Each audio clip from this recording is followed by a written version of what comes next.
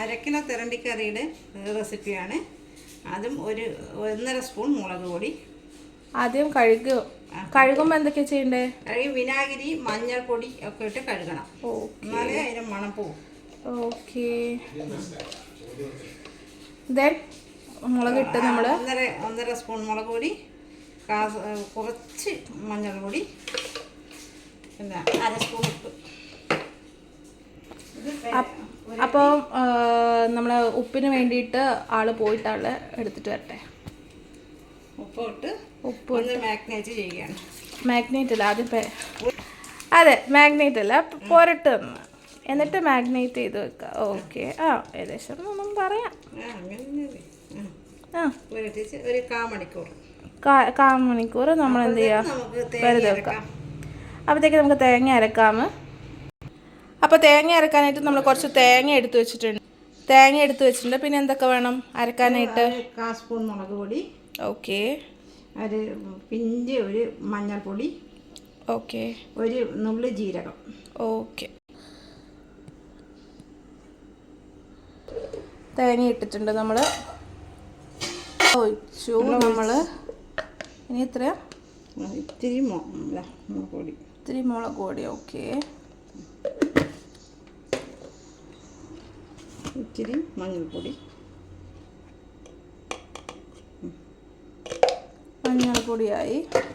ജീരകം. ഓക്കെ. ഇനി ജീരകം അല്ലേ? ഓക്കെ. ഇത്ര വേണം അല്ലേ? ഇത്ര വേണം. ഇത്ര വേണം. ഓക്കെ.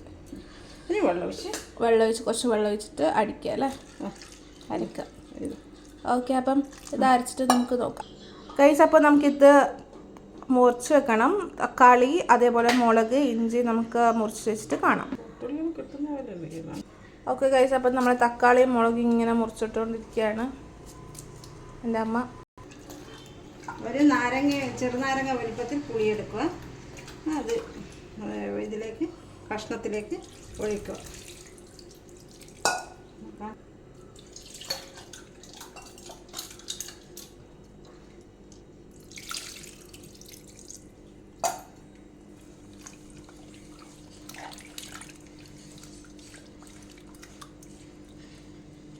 ഒന്നിങ്ങനെ ആക്കി വെക്കുക അല്ലേ? അടുപ്പത്തിൽ കൊണ്ടുവെക്കാം. ഓക്കെ. അപ്പം നമ്മൾ അടുപ്പത്ത് വെച്ചിട്ടുണ്ട്. അപ്പോൾ ഗൈസ് നമ്മൾ അടുപ്പത്ത് വെച്ചിട്ടുണ്ട്. ഇത് ഏകദേശം കുറച്ച് തിളക്കണം തോന്നുന്നു. Okay guys. അപ്പം നമ്മൾ ഇത് പതച്ച് വന്നിട്ടുണ്ട്. ഇനി ഇതിലേക്ക് എന്താ നമ്മൾ ചെയ്യണ്ടേ? അരവ് ഒഴിക്കണം. Okay guys. അപ്പം നമ്മൾ നേരത്തെ തേങ്ങ അരച്ചത് ഒഴിക്കുകയാണ് ഇതിലേക്ക്. ഓക്കെ.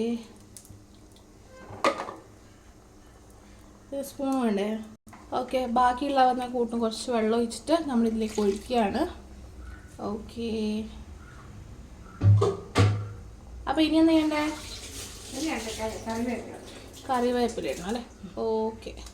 അപ്പം നമ്മൾ ഉപ്പ് എരിവ് എല്ലാം കറക്റ്റ് ഉണ്ടോന്നല്ലേ? ഓക്കെ. ഉപ്പ് എരിവ് കറക്റ്റ് ഉണ്ടോ നോക്കുക.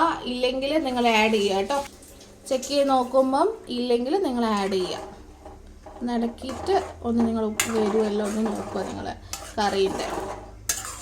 കുറച്ച് അമ്മ ടേസ്റ്റ് ചെയ്തപ്പോൾ കുറച്ച് ഉപ്പിൻ്റെ കുറവുണ്ട്, അതുകൊണ്ട് അമ്മ ഉപ്പെടുക്കാൻ പോയിട്ടുള്ളത്. ഓക്കെ. അപ്പോൾ ഇത്തിരി ഉപ്പിൻ്റെ കുറവുണ്ടല്ലേ? ഓക്കെ. ഇത് ഇതാവണല്ലേ? തിളക്കണം അല്ലേ? ഓക്കെ. അതുവരെ നമുക്ക് വെയിറ്റ് ചെയ്യാം. അതിൻ്റെ ഇടയ്ക്ക് എൻ്റെ അമ്മ തിരണ്ടി പൊരിക്കുകയാണ് ഗൈസ്.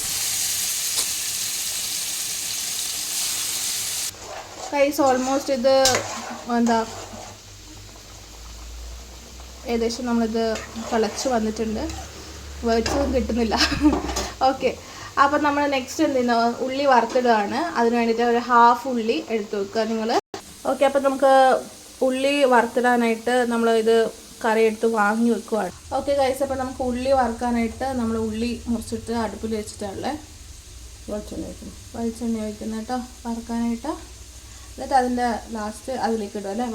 വറുത്തിട്ട് കറിയിലേക്ക് ഒഴിക്കുക. എൻ്റെ കറിയിലെ ഫോട്ടോ എടുക്കുക. Okay guys. നമ്മളിങ്ങനെ ആക്കി കൊടുക്കുക. എടുക്കുമെന്ന് ഉണങ്ങി വരാനായിട്ട്. നിങ്ങൾക്ക് വേണമെങ്കിൽ ഇതിൽ കടുക് ഇട്ടിട്ടൊക്കെ വറുത്തിടാം കേട്ടോ. നമ്മളിപ്പം കടുക് ഇട്ട് വറുത്തിടുന്നില്ല ആണെങ്കിലും കേട്ടോ ഗൈസ്. അപ്പം നമ്മൾ വറുത്തിട്ടത് ഇതിലേക്ക് ഇട്ടിട്ടുണ്ട്. നൈസായിട്ട് നമ്മുടെ കറി ആയിട്ടുണ്ട്. നമ്മൾ തിരണ്ടി അരച്ച് വെച്ച കറി ആയിട്ടുണ്ട് ഗൈസ്. അപ്പം ഇത് നിങ്ങൾ ട്രൈ ചെയ്യുക. നിങ്ങളുടെ അഭിപ്രായം നിങ്ങൾ ഈ ഒരു യൂട്യൂബ് വീഡിയോൻ്റെ അണ്ടറിൽ കമൻറ്റ് ചെയ്യുക ഗൈസ്. Thank you. വീണ്ടും ഇങ്ങനെയുള്ള നല്ല നല്ല റെസിപ്പികളുമായി നമ്മൾ വരുന്നതായിരിക്കും.